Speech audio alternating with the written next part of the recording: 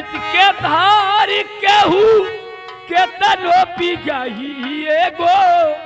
माई बिना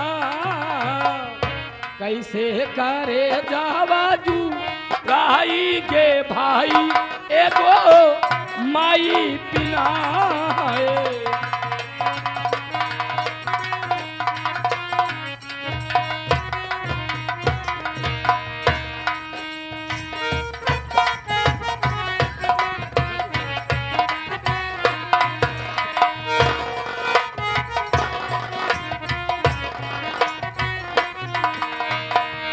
बचैया भले मोटाई गई है।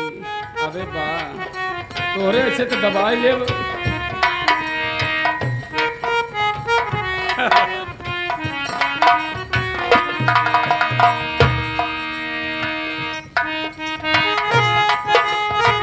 केतनो पी जाही एगो माई बिना कैसे करे जावाजू राई गे भाई एगो माई बिना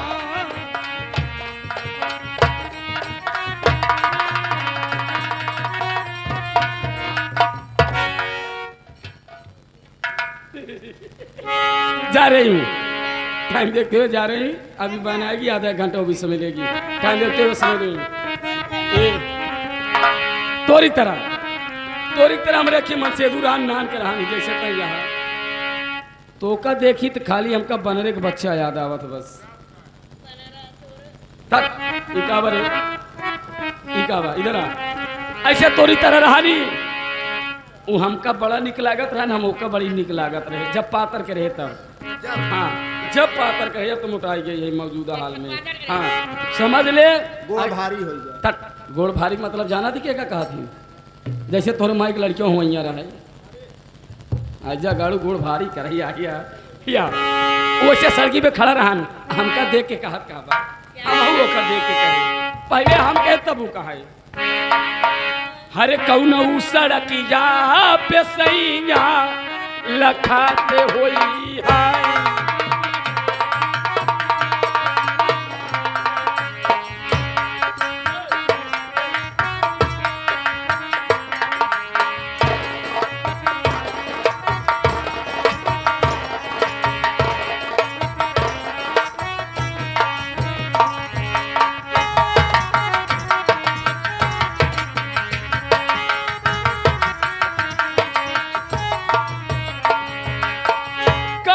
सड़क जा पे सैया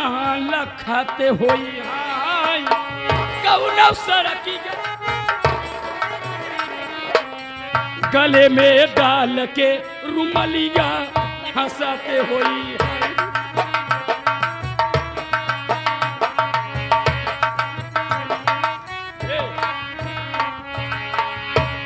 कभी यार कभी पार सैया धीरे धीरे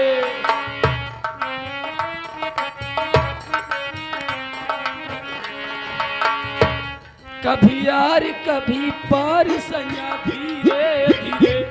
मोरा घायल किया रे जिया धीरे